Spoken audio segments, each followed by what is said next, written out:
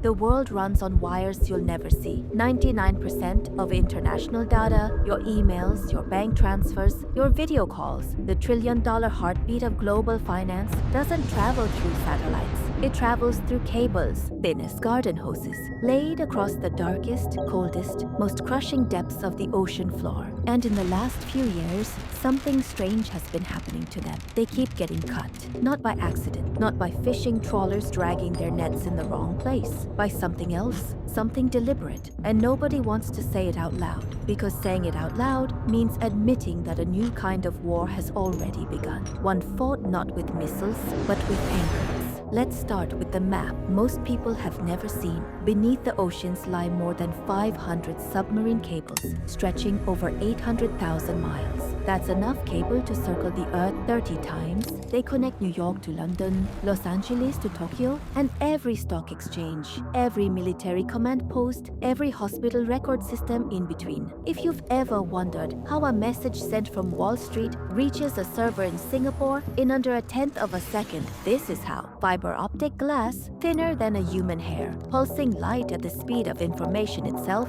and almost none of it is protected. These cables sit exposed on the seafloor, sometimes buried a few feet under sediment near the coast. But out in open water, they simply lie there, visible on marine charts, unguarded, and shockingly easy to reach with the right equipment. For decades, this didn't matter. The ocean was vast, the cables were many, and if one broke, traffic simply rerouted through another. The system was built for redundancy, not for war. Then came October 2023. In the Baltic Sea, an underwater gas pipeline connecting Finland and Estonia was suddenly damaged, and alongside it, a telecommunications cable snapped as well. Investigators traced the drag marks on the seabed back to a Chinese-flagged cargo ship called the Nunu Polar Bear, which had passed directly over the site and appeared to have lost an anchor along the way for miles. An anchor doesn't just fall off a ship and drag itself across the ocean floor for kilometers by accident. It has to be lowered, and it has to be dragged deliberately at just the right depth to catch on exactly the right target. It was the first crack in a pattern that would repeat again and again and again. In November 2024, two more cables in the Baltic were severed within 24 hours of each other, one connecting Finland to Germany, the other Lithuania to Sweden.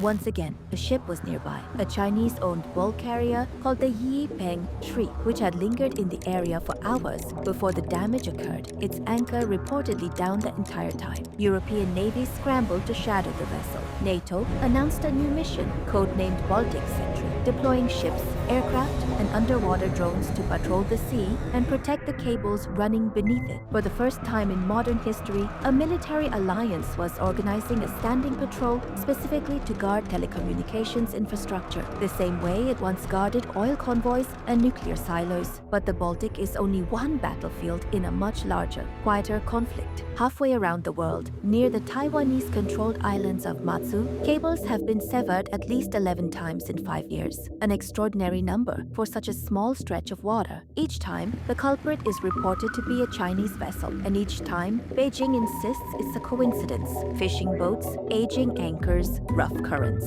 But Matsu sits just a few miles from mainland China, and its internet connection to the rest of Taiwan depends almost entirely on those undersea lines. Cut them all at once, and you don't need a single missile to black out an island. You just need a few boats, a few anchors, and a few hours. Military analysts have a name for this kind of tactic: gray zone warfare, actions that inflict real damage, real disruption, real fear, but stay just below the threshold that would justify an open military response. No nation wants to declare war over a cable, but cutting one again and again forces the other side to spend enormous resources on repair ships, patrol missions, and diplomatic protests, all while the attacker can shrug and say it was an accident. Prove otherwise, and proving otherwise is nearly impossible. Ships don't need permission to sail through international waters. They don't need to explain why they slowed down, or why their anchor was deployed, or why they lingered for 6 hours over a spot marked cable crossing on every nautical chart in the region. Plausible deniability isn't a side effect of this strategy, it is the strategy. Russia has its own chapter in this story, and it doesn't hide it nearly as well. For years, Western intelligence agencies have tracked a Russian spy ship called the Yantar, officially classified as an oceanographic research vessel. In reality, it's equipped with deep-sea submersibles capable of operating thousands of feet below the surface, precisely the depth where the most critical cables run. British and French navies have shadowed the Yantar repeatedly as it loitered over cable routes in the Atlantic, the North Sea, and the English Channel. In one incident in late 2024, the UK's Defence Secretary publicly confirmed the ship had been detected loitering over critical undersea infrastructure and stated bluntly that the Royal Navy was watching it in a callous attempt to put lives at risk. That's not the language of an accident, that's the language of a threat being taken seriously at the highest levels of government. Why now? Why has this quiet infrastructure suddenly become a flashpoint? Because the world has changed. A decade ago, undersea cables were seen as neutral, civilian infrastructure, the plumbing of globalization, something everyone benefited from and therefore everyone protected. But as tensions have risen between major powers, that plumbing has become a pressure point. If you can't beat a country's navy in open battle, but you can quietly starve its financial markets of data for 6 hours, or blind a military command center's communications during a crisis, you've achieved something enormously valuable without firing a single shot that could be traced back to you. And it isn't only nation-states testing this vulnerability. In the Red Sea, cables have been damaged amid the ongoing conflict involving Houthi rebel forces, who have been accused and who have denied deliberately targeting the undersea lines that connect Europe, the Middle East, and Asia. Whether or not those specific incidents were intentional, they revealed the same underlying truth. A huge percentage of the world's internet traffic passes through a small number of narrow choke points, and in some of those choke points, war is already happening on the surface. So, what is the United States doing about all of this? More than most Americans realize, the US Navy and allied forces have significantly expanded undersea surveillance operations, using a new generation of autonomous underwater drones to monitor cable routes in real time. American intelligence agencies have quietly categorized undersea cable protection as a matter of national security, on par with power grid defense. And tech giants, the same companies that own huge portions of this cable network, including Google, Meta, and Microsoft, have begun exploring new routes designed specifically to avoid the most contested waters,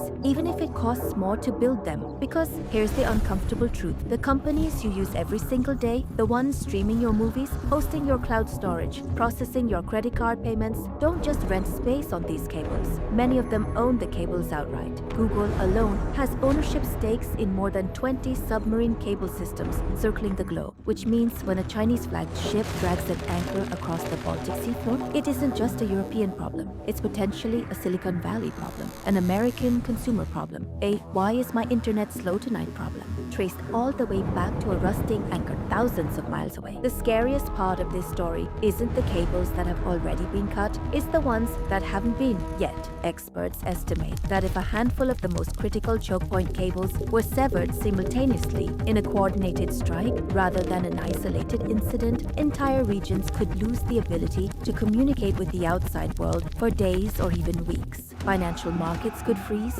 emergency systems could go dark, and unlike a cyber attack, which can sometimes be patched in hours, a physically severed cable at the bottom of the ocean requires a specialized repair ship, favorable weather, and often 2 to 3 weeks of painstaking work, thousands of feet underwater to fix. There are only about 60 cable repair ships in the entire world, 60 ships tasked with maintaining the physical backbone of the global internet. If a crisis ever damaged enough cables at once, there simply wouldn't be enough ships to fix them all in time. This is the paradox of our modern world. We built a civilization that runs entirely on information moving at the speed of light, and we routed nearly all of that information through fragile glass, threads lying exposed on the seafloor, protected by nothing but distance, depth, and the assumption that no one would be reckless enough to touch them. That assumption no longer holds. The war under the ocean isn't coming. It's already here, playing out in slow motion, one severed cable at a time, quiet enough that most of the world hasn't noticed, and consequential enough that entire governments have started building navies specifically to fight it. The next great conflict may not begin with a bomb or a border crossing. It may begin thousands of feet underwater, in total darkness,